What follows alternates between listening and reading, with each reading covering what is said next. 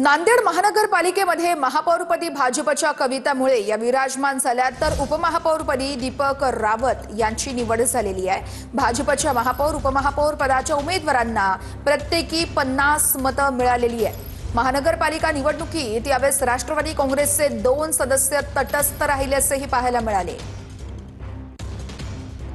बघूयात पुढची बाब। जो निर्णय घेतील तो मान्य असं बजरंग सोनवणे म्हणतात। विलीनीकरणाबाबतच्या कोणत्याही बैठकीत मी नव्हतो असंही सोनवणेंनी स्पष्ट केलंय। पवार कुटुंबाला काय वाटतं ते महत्त्वाचं असं बजरंग सोनवणे म्हणतात। दादांचे आणि आमच्या पक्षाचे वरिष्ठ नेते ज्यांच्यात काही चर्चा झाली असेल, माझ्यासोबत मी कुठल्याही त्या बैठकीला नव्हतो।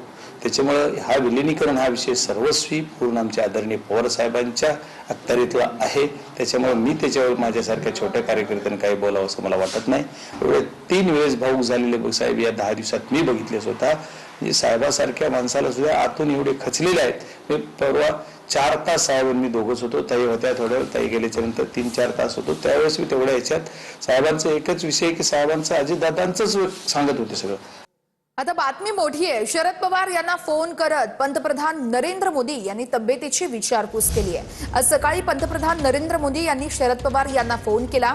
पवारांच्या तब्येतील सुधारणा झाल्यास आज संध्याकाळी किंवा उद्या डिस्चार्ज दिला जाणार असल्याची माहिती मिळते आहे।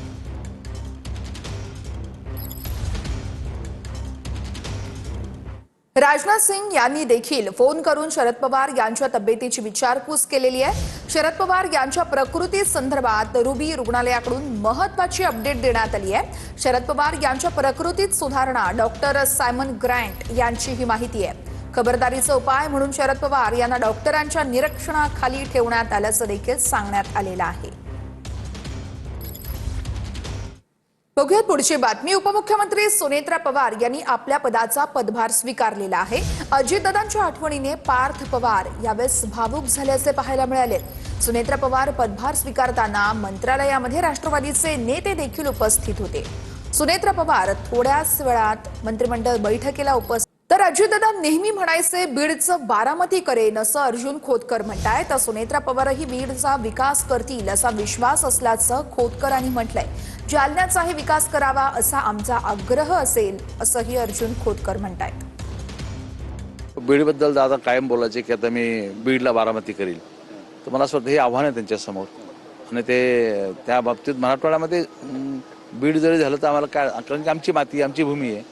जालना बीड या सर्व गोष्टी, बीड झाली सुरुवात झाली तर जालना पुढे होईल, करावं त्यांनी। बघूयात पुढची बातमी। कुटुंबासाठी माझ्या मुलांसाठी मी राजकारण सोडलं असं अभिनेता गोविंदा यांची प्रतिक्रिया समोर आली आहे। मुलाच्या कारकिर्दीला पाठिंबा देत नाही या आरोपांवरती गोविंदाने ही प्रतिक्रिया दिलेली आहे।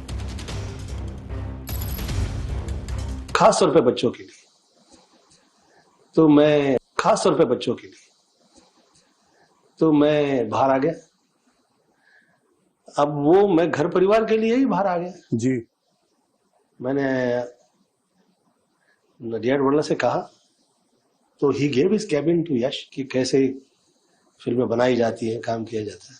मुझसे ज्यादा पूछा नहीं गया और ऐसे एक माहौल घर में तैयार था कि जिसमें कि मैं फिल्मी रिश्ते में नाकामयाब हूं।